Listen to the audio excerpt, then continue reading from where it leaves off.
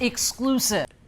A traffic stop that may have otherwise resulted in Jerome Halsey getting a ticket or a warning escalated to an attempted murder charge after Halsey opened fire on 3 uniformed police officers, hitting one.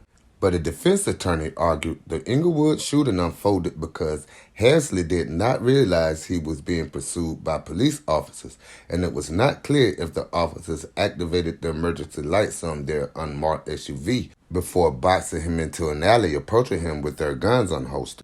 Halsey is charged with attempted first-degree murder, aggravated battery, and aggravated assault after prosecutors say he shot a Chicago police officer Sunday afternoon in Inglewood. The second cop from that district shot within a week.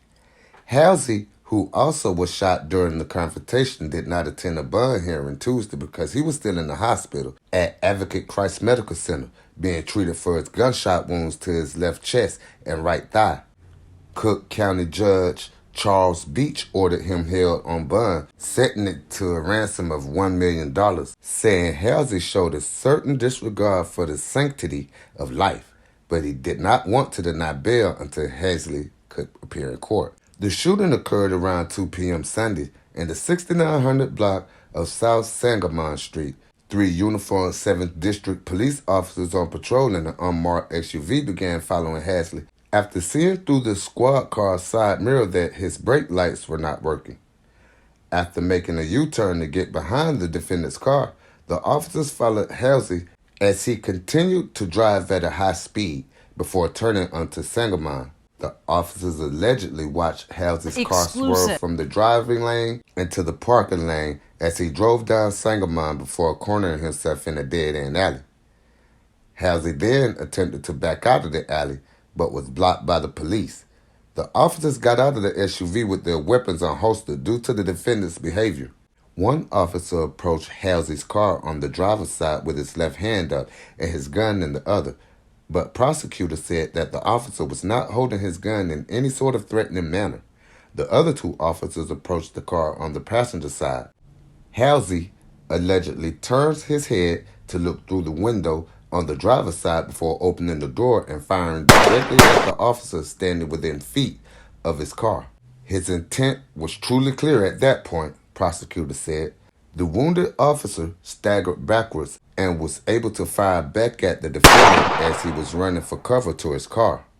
The other 2 officers also shot at Halsey. Halsey allegedly got out of the car and aimed his gun at the officers and fired again before he was struck and went down.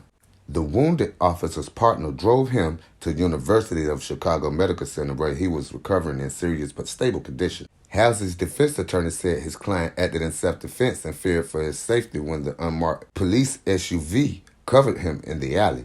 The attorney also said it was not clear why police pulled Halsey over in the first place. The state argues that there were traffic offenses, but we haven't heard what exactly those traffic offenses are, the defense attorney for Halsey said.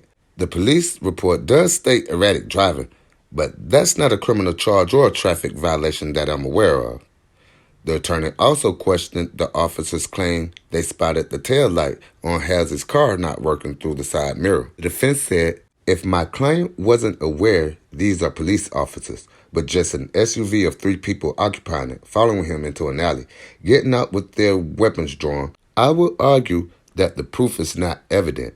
The presumption is not great that any action performed by my client were without legal justification.